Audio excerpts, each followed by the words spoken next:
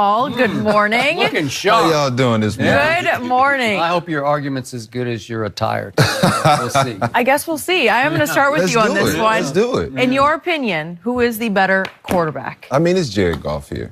You know, and it's not even a debate. And the reason it's not a debate is, like I said, I played Dak Prescott as a rookie. And I thought, wow, you know, this kid has a chance to be really good. He beat you twice. But just for the record, okay, he beat you twice. He did. He did. And that's why I said, hey, this kid has a chance to be really good. Okay. And that's why I still think that he is a really good quarterback. Yep. And then you look at Jared Goff as a rookie. Oh my goodness, what is going on? I mean, we all thought Jared Goff was a bust. And then he gets with Sean McVay in year 2, and he has a season, and we're like, wow, this guy looks like a different kid.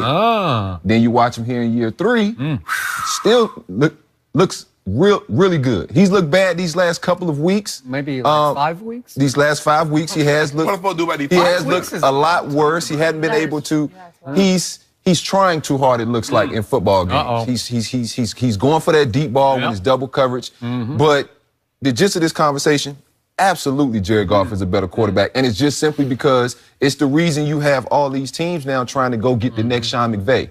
Because they saw what he was able to do for a guy like Jared Goff. And you watch Dak Prescott, and like I said, as a rookie, wow, this kid has a chance to be great. And now I see him now, and I'm still waiting for him to continue to grow. I think he still can really, be a really good quarterback, and that's why I think he'll be Dallas's long-term solution at that position because it'll be cost-effective to keep him there. He won't be a $25 million guy. Oh, they gonna pay him $25 million? No, they won't. They won't. $25 million. They won't, and that's why they're able to keep most of everybody else around. Jerry got to pay for that yacht. That. We gonna talk about that later too. That's a nice yacht too. Bravo, Eugene. Skip, I keep telling why. If I tell you something, you don't want to believe me. Everybody else come out here tell you the same thing, and you are not, and you know it be true, but you just don't want to agree with me. You just don't want me to be right. We're like brothers, and everybody, cousin can tell you something. Everybody else can tell them the same thing. Do you realize I'm up 27 cases of Diet Mountain Dew on you? Don't worry about 27, so I don't know. Somehow I'm right about that. I don't know I don't know. I'm going to get it back case by case. Okay. Pass yard. Jerry Goff finished 4th. Dak Prescott finished 15th. Are we doing this year only? This year only. Okay. Big plays, 20 yards. Big play is defined as a 20-yard. Goff was 2nd. Dak was 21st. Yards per attempt. Goff was 4th. Dak was 19th. Wins. One guy had, how many, Skip? 12. The other guy had 10. One guy's going to the Pro Bowl. The other guy isn't. One guy has it. You love QBR. Now, Jenny, that's a stat. I don't know if you noticed this, Jenny. It measures 0 from 100. It encompasses a lot. Yeah, a lot. Yep. So you're telling me you love QBR, right? No, I don't love it. You do. No, you're telling me you love it to make your case that you're about to No, I don't love it. I want this in concrete. No, I don't love it. I like passer rating myself. Okay. And in that one, Goff still is high. But anyway, Skip, by any metric you want to use, Jared Goff is a better quarterback. He had a better season. So I get it. You're going to come up with all this stuff and all that. But Jared Goff. It's all facts. No, it's not. It's the truth. It's not fact. Jared Goff. Okay, so you got 2-1. And I think deep down inside, even Jenny wanted to say, I'm with those two guys. Well, Jenny's taking a job somewhere else.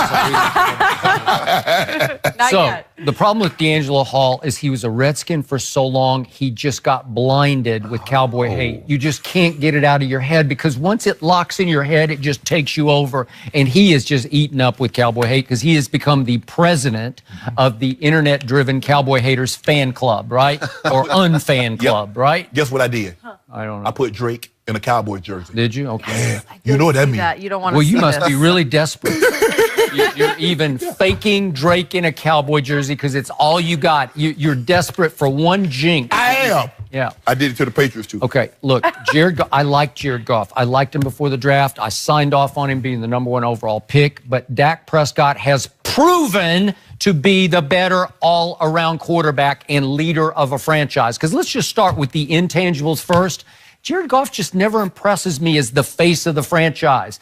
His body language never screams to me, he's the unquestioned leader of the LA Rams. I think his head coach is. No. And I think in some ways he's somewhat a product of the boy wonder, the boy genius, Sean McVay, who throws it all over the lot. So whoever's throwing it, whoever's flinging it, just like Cliff Kingsbury at Texas Tech, they're going to be really good. They're going to put up record numbers. And Jared Goff really hasn't put up record numbers, but they've been pretty good. But Dak Prescott has consistently been better in QBR. Let's look at just career QBR. I do love the stat because it incorporates arm and legs all around. When did you make the play? Did you make the key play at the key moment? That's what QBR says. And boy, in that game Saturday night, I would say my quarterback made some key runs in that game. Right?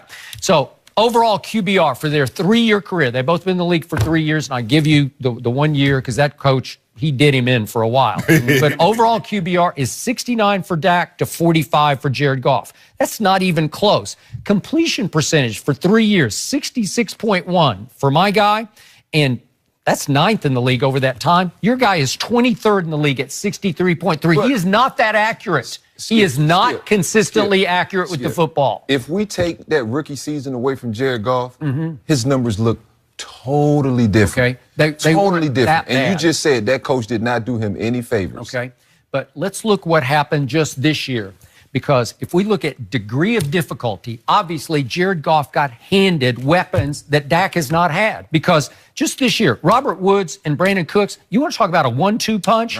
Both of them, they're hard. Because you made the point the other day. Dogs. My corners, who pick your poison. Somebody's got to take somebody. Woozier, you know, which way are you going to go, right? Yeah. So you've got that. And Gerald Everett, to me, every time I watch him, he's an underrated tight end because he's a trustable. Yeah. Huh? He ain't Blake Jarwin. Yeah, Shannon Jarwin, I call him. But he kind of the dude had one game. Okay, he had one game. So, okay, I give you that.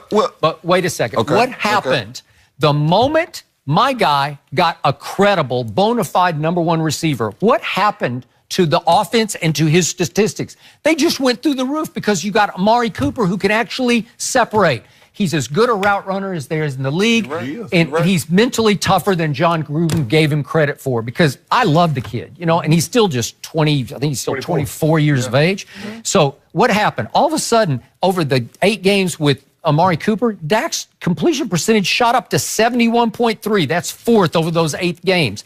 And meanwhile, your guy, over the last 5 games, he's gone in the tank. He's 6 touchdowns to 6 interceptions with 3 lost fumbles. 4 in 1 game. 3 lost fumbles.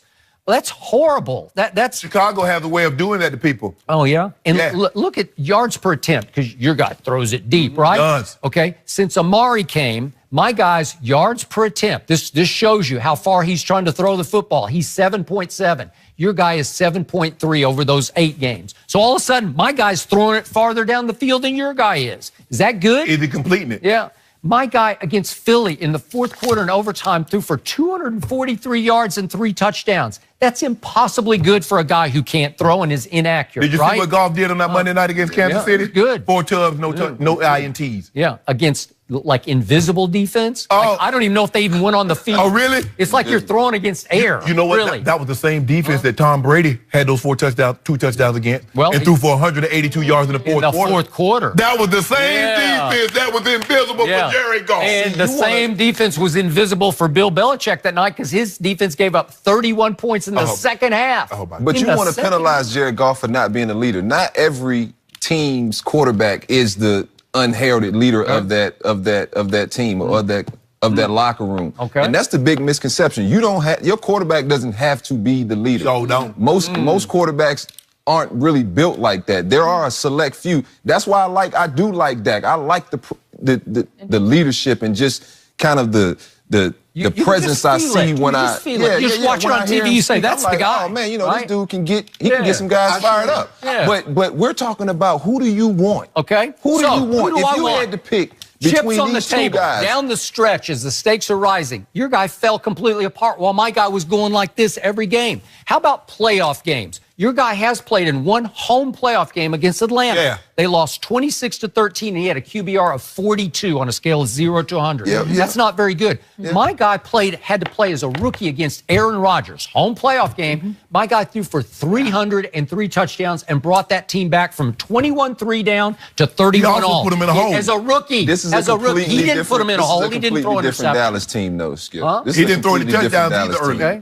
Than then. But, okay, so like I said, I do like Dak. I'm just telling you, I'm taking Jared Goff, period. Everybody said Russell Wilson's he's going to embarrass Dak Prescott. No, Dak, he wasn't going against Dak. I didn't say that. Okay, but you told me that Russell Wilson, you can't beat this. This guy's too good with the money on the table. Russell is a better quarterback than Dak. Okay, that's what I said. who played better on Saturday night? Russell. My guy did. Dallas's team. Yeah. Dallas's quarterback. The biggest plays in that game were made by number 4. They just were. The biggest throws, the biggest runs. And speaking of running. Oh, bigger throws? What about that one that Doug Baldwin on the sideline? No, what about that to lock? Special. Which one? So when did Dak get one? Who won the game? Oh, so now By the we're way, winning. They won it really going away. It wasn't even as close as the final. Stop it, Skip. It wasn't. Okay, and let's talk about using legs. So in career rushing, Dak has 944 yards. Wait a second. Jared Goff has only 175? Oh, yeah, he's not going to do that now. Dak has scored 18 rushing touchdowns to 4 for Jared Goff. What about passing? Does that count? What about Does passing? That count? What about passing? Well, again, he's got Scott Linehan calling plays. No. What if you put Dak in Sean McVay's offense? What would happen? Bombs away. He's got a strong arm. He can throw it down the field. I'm getting ahead of myself. Scott Linehan. Scott Linehan. Did anybody try to hire Scott Linehan this year? I don't know. If Scott Linehan is he a hot coaching candidate? If Scott Linehan is calling pass plays, he's also calling running plays. Hence the 18 touchdowns. Okay. What is the Hall of Famer told me repeatedly that Todd Gurley is a little better than Ezekiel Elliott. Okay. Isn't that another advantage for Jared Goff? Doesn't that help make Jared? That was prior to this year. It's close now because they do throw the ball to Ezekiel Elliott. I gave Le'Veon Bell, and I made this abundantly clear, I gave the nod to Le'Veon Bell and Todd Gurley as a little better than Zeke because they can catch the ball. Zeke has worked on that. He became more proficient at catching the football. So he's elevated himself. But I'm still taking Todd Gurley because that dude going to go get me 20 tubs every year. Good. That helps the quarterback a lot, man. But, hold on. What does leading the league in rushing? That helps. Does running the football, leading the league in rushing, does that help a quarterback? Oh, yes. You want touchdowns or yards? Help me out. I think you want touchdowns. Okay, right? let me ask you this. If you don't mind me asking, last year when Zeke missed those 6 games, how'd Dak look? Now, Dak, if he what you said he is. So he didn't have his all-pro left tackle, and he didn't have the driving force of the defense, Sean Lee, and the defense was pathetic. And he still went 9-7 last year. I don't know how he did it. And would you believe my guy has the second most wins over the last 3 years to Tom Brady in the NFL? How is that possible? If he didn't have Jeff Fisher, he'd have had him. Ooh. Wow. Jeff Fisher, he's done some good things in the league. He got to Jeff Fisher 500. He does some bad things too. Yeah. As Vince Young. The Rams still 7-point favorite in this one. Hasn't 7 shifted. points I know now. you think that's disrespectful, but I do. Still 7. They disrespect your Cowboys. You're giving me 7. I ain't giving you jack. Well, you just said they're garbage, right? I didn't say that. I think you just I feel like did, we've had right? this conversation before. You've got Jared Goff on your side. I deserve 7 for Jared Goff. Well, give me 4. He's the Give me next 4. Give me John 4. Elway. Give me the Patriots. Give me the Chargers in 4. You got Phillip Rivers who outplayed You Tom got Brady. Dak Prescott. You got Dak, who's in the Hall of Let's Fame. talk about the guy who's helped Tom Brady become who he is. Josh McDaniels. Is he making a mistake, though, staying in New England? You guys